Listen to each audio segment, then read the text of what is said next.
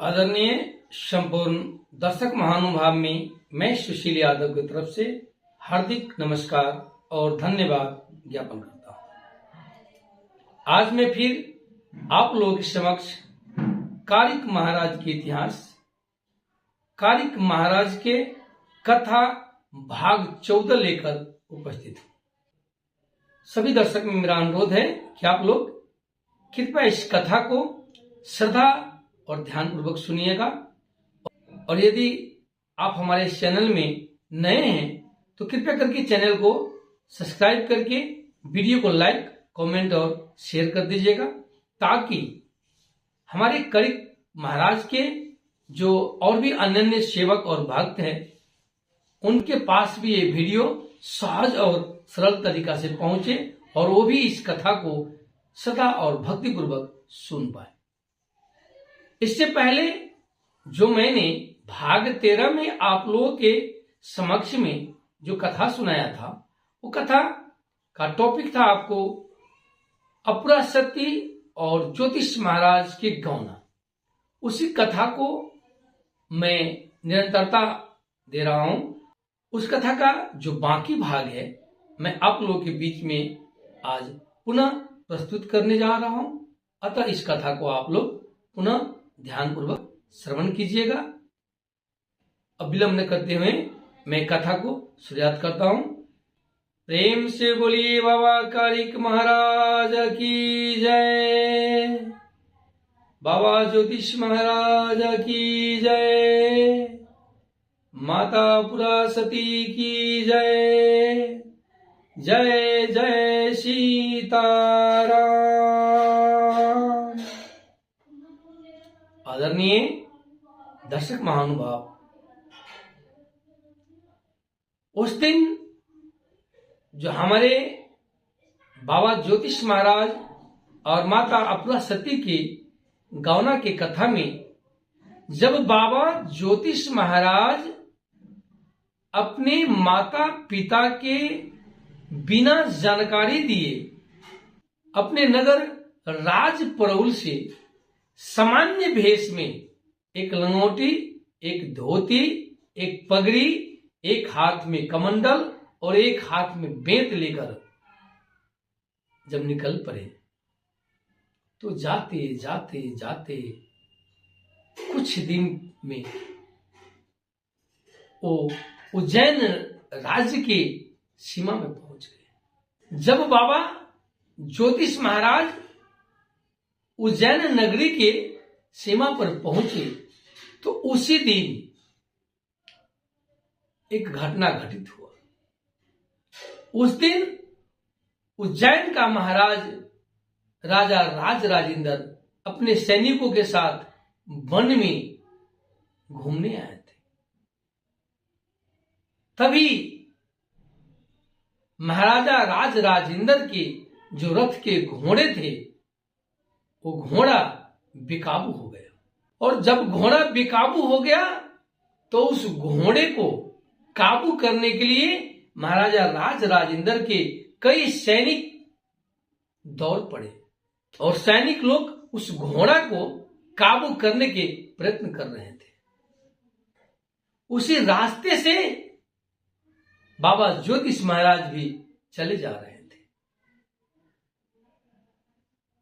बाबा ज्योतिष महाराज देखें कि एक घोड़े को कुछ सैनिक मिलकर काबू करने के प्रयत्न कर रहे हैं, परंतु वो घोड़े किसी भी सैनिक से काबू में नहीं आ रहा है। सो बाबा ज्योतिष महाराज को हंसी आया और वो हंसने लगे। जब सैनिकों के नजर बाबा ज्योतिष महाराज पर पड़ा तो सैनिकों को बहुत गुस्सा आया कि भाई ये घोड़े बेकाबू है, हम लोग घोड़ा के काबू में लाने के लिए प्रयत्न कर रहे हैं और एक जो बटोही है वो हम पर हंस रहा है। वो बोले, अरे तुम कौन हो और तुम हंस क्यों रहे हो?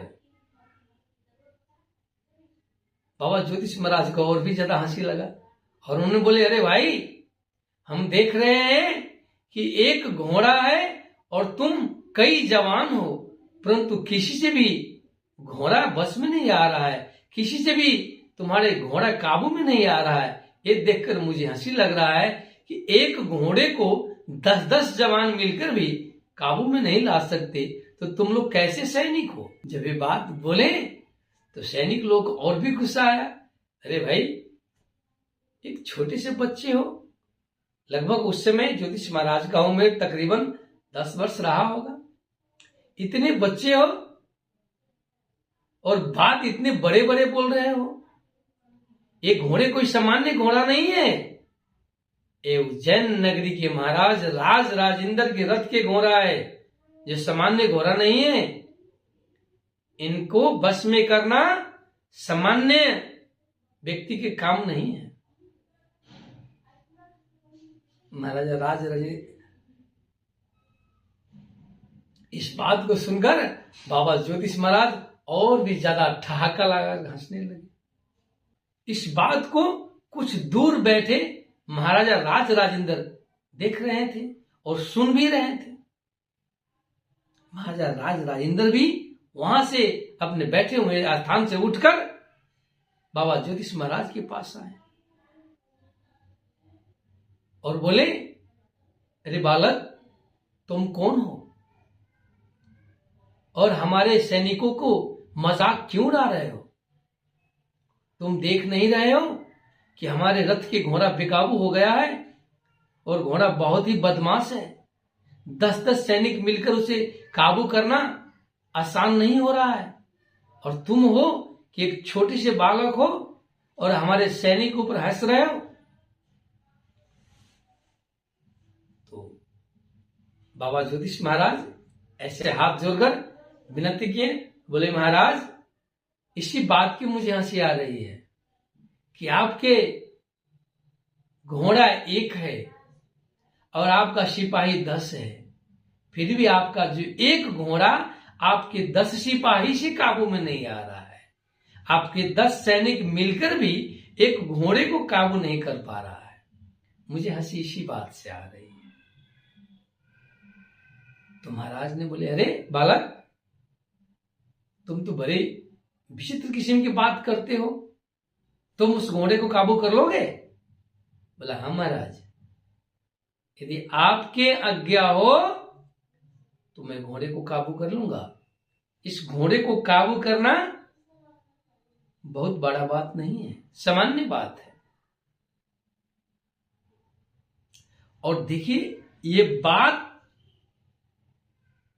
हमारे बाबा ज्योतिष महाराज जो एक बाल्य अवस्था में थे, 10 वर्ष की उम्र में थे, उन्होंने महाराज को एक बहके हुए एक बेकाबू घोड़ा को मैं काबू में कर लूंगा, ये बात बोल रहे थे।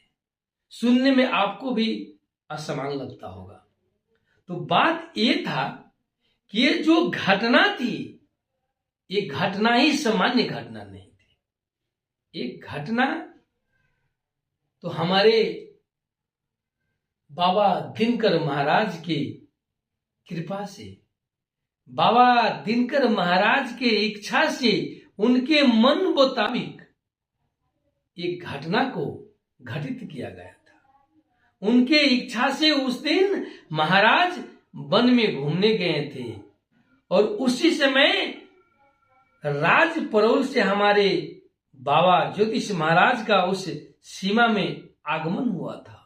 और उसी दिन घोड़ा का बेकाबू होना ये कोई संयोग नहीं था, ये बाबा दिनकर महाराज के बनाई हुई योजना के तहत ये घटना घट रहा था। और बाबा ज्योतिष महाराज भी जो बोल रहे थे, जो उनके मुख से जो वाणी निकल रही थी, वो वाणी भी हमारे बाबा दिनकर महाराज का ही था। नहीं तो सचमुच 10-10 सैनिक मिलकर जिस घोड़ा को काबू न कर पा रहा हो, जिस घोड़ा को बस में नहीं कर सक रहा हो, उस घोड़ा को एक 10 वर्ष के बालक यदि बोले कि मैं काबू में कर लूंगा, इस सामान्य घटना नहीं हो सकता। ये सब बाबा दिनकर महाराज के आपका कृपा था, उनका ही महिमा से घटना घटित हुआ था। तो महाराज ने बोले कि तुम इस घोड़े को काबू में कर लोगे। जब बाबा ज्योतिष महाराज ने बोला कि महाराज यदि आपका आज्ञा हो तो मैं घोड़े को काबू में कर लूंगा। फिर से महाराज बोले, देखो तुम एक नन्हे से बालक हो, घोड़ा बेकाबू है, घोड़ा बहुत बदमाश है। मैं तुम्हें आज्ञा दूं, यदि कोई घटना घट गया, यदि घोड़ा तुम्हें मार दे तो पाप मुझे भोगना पड़ेगा, और मैं एक राजा होने के नाते मेरे राज्य में जो प्रजा है वो भी, और मेरे राज्य से बाहर का जो भी कोई भी भिक्षु या कोई भी परदेशी बटोही जो हमारे राज्य की सीमा में आते हैं, मेरे लिए सभी मेरे प्रजा समान है, और सबके रक्षा करना ही मेरा नैतिक धर्म और कर्तव्य है। अतः एक बालक को मैं एक घोड़े काबू करने के लिए यदि आज्ञा दे दूं, यदि कोई घटना घट जाए तो सारे दोष और पाप के भागी तो मैं ही बनूंगा। बाबा ज्योतिष महाराज फिर से कहे, नहीं महाराज, आप मुझे आज्ञा दो, मैं घोड़े को काबू में कर लूंगा, मुझे कुछ नहीं होगा, आप विश्वस्त रहे, सिर्फ मुझे आज्ञा दे। तो महाराज ने कहा, ठीक है, जाके घोड़े को अपने काबू में करके दिखाओ। बाबा ज्योतिष महाराज कुछ नहीं किए, दोनों हाथ जोड़कर दिनकर महाराज को स्मरण किए और घोड़े के पांव पहुंच गए। जैसे ही ज्योतिष महाराज घोड़ा के नजदीक में पहुंचे, मानो घोड़ा शांत हो गया, मानो घोड़ा सारे बदमाशी छोड़कर बाबा ज्योतिष महाराज के आगे नतमस्तक हो गया। घोड़ा को वो कूदना फानना सब बंद हो गया था। ज्योतिष महाराज सीधे गए और सरल भाव से घोड़ा को लगाम के पकड़े और घोड़ा को लगाम को लेकर महाराजा राज राजेंद्र के हाथ में थमा दिए। ये देखकर महाराजा राज राजेंद्र बहुत ही चकित हो गए।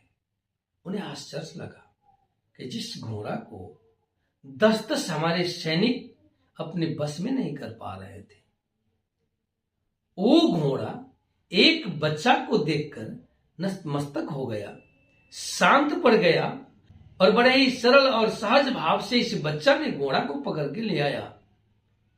इस बच्चा में तो कुछ गुण है, ये बच्चा सामान्य बच्चा नहीं है, इस बालक में अद्भुत गुण है। क्यों नहीं इस बालक को मैं अपने घोड़सार के प्रमुख बना दूं? यदि ये बालक मेरे घोड़सार के प्रमुख बन जाता है तो मेरे घोड़सार को जितना जो घोड़ा है सब गुणवान हो जाएगा, सब घोड़े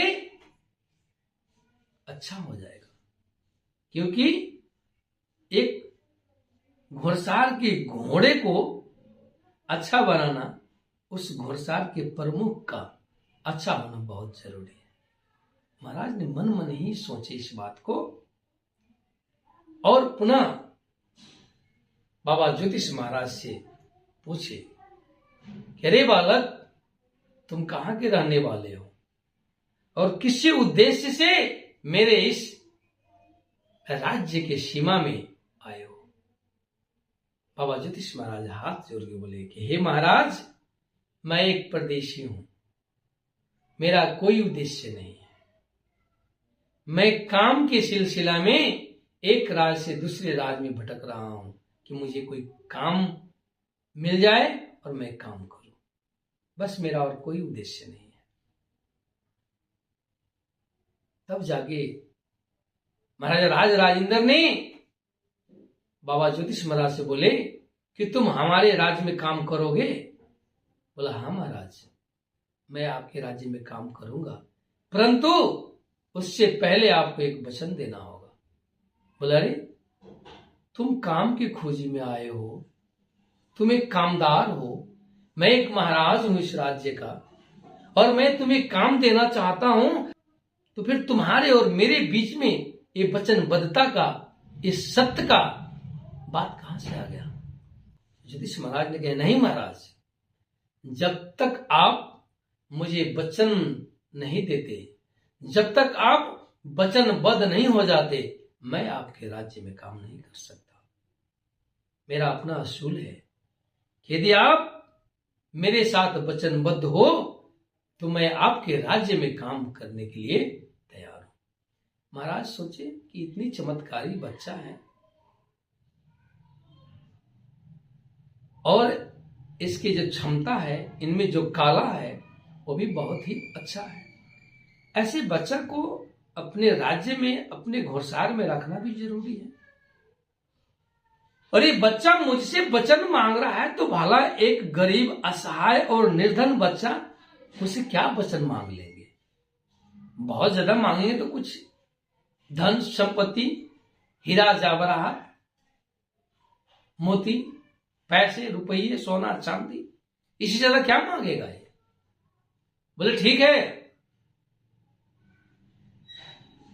मैं इस उज्जैन नगरी के महाराज राज राजेंद्र तुम्हें वचन देता हूं, मैं तुमसे वचनबद्ध होता हूं कि तुम जो भी मांगे रखोगे उसे पूरा किया जाएगा। मैं अपने वचन से कभी नहीं फिरूंगा। तो बाबा ज्योतिष महाराज हाथ जोड़कर महाराज के पास खड़े होकर बोलते कि हे महाराज, मेरा पहला विनती आपसे है कि मैं जब तक आपके राज में काम करना चाहो मुझे नहीं भगाया जाएगा। मेरा दूसरा विनती है, जब तक यहां रहूं मेरे मर्जी के बगैर मुझसे मेरा अतीत के बारे में कोई नहीं पूछेगा। और मेरा तीसरा विनती ये है कि मैं जब तक आपके राज्य में रहूं मुझे आपकी कन्या जो राजकुमारी है उनके हाथ से ही दोनों वक्त के खाना खिलाया जाए। महाराज कुछ पल तो सोचे, भाई इसे भगाया नहीं जाए, ये बहुत बड़ा बात नहीं है। चलो इस बात को भी मैं वचन दे देता हूं। इसके अतीत के बारे में पूछा नहीं जाए, ये भी कोई बहुत बड़ा बात नहीं है। इसके अतीत से हमें क्या लेना देना है। चलो भाई इस बात को भी मैं तुम्हें वचन दे देता हूं, तुम्हारे अतीत के बारे में कभी नहीं पूछूंगा, तुम जब तक रहना चाहो रह सकते हो। और तीसरी बात, महाराज ने सोचा ठीक है भाई, ये जब तक रहेगा, मेरी पुत्री राजकुमारी अपुरा सती है, यदि उनके ही हाथ से खाना खाना चाहता है, ये राज के भोजन गृह में से खाना नहीं खाना चाहता है, मेरे पुत्र के ही हाथ से खाना खाना चाहता है, तो ये भी कोई बहुत बड़ा बात तो नहीं है। मेरे पुत्र ही इसे खिला दे तो इसमें क्या आपत्ति है। बोले बटोही, मैं तुम्हें तुम्हारे तीनों वचन से वचनबद्ध होता हूं कि तुम्हारे तीनों वचन के हर हाल में, हर शर्त में, हर अवस्था में पूरा किया जाएगा। अब तुम तैयार हो? तो ज्योतिष महाराज बोले हाँ महाराज, आपका आज्ञा है तो आपके राज्य में काम करने के लिए मैं तैयार हूं। महाराज ने सैनिकों से आदेश दिया, सैनिकों इस बालक को हमारे राज्य में लेकर चला जाए और इसे हमारे राज्य के जो घोड़सार है उस घोड़सार के प्रमुख बना दिया जाए। आज के बाद घोड़सार के सारे जिम्मेवारी इन्हीं बालक के ऊपर होगा। ऐसे कहकर महाराज पुनः अपने रथ पर चढ़ के अपने राज्य की ओर प्रस्थान कर गए और सैनिकों द्वारा उस बालक को राज्य में लाया गया। राज्य में लाकर उसे घोड़सार में ले गए और घोड़सार की संपूर्ण जिम्मेवारी तत्काल उसी समय बाबा ज्योतिष महाराज को जिम्मा में दे दिया गया।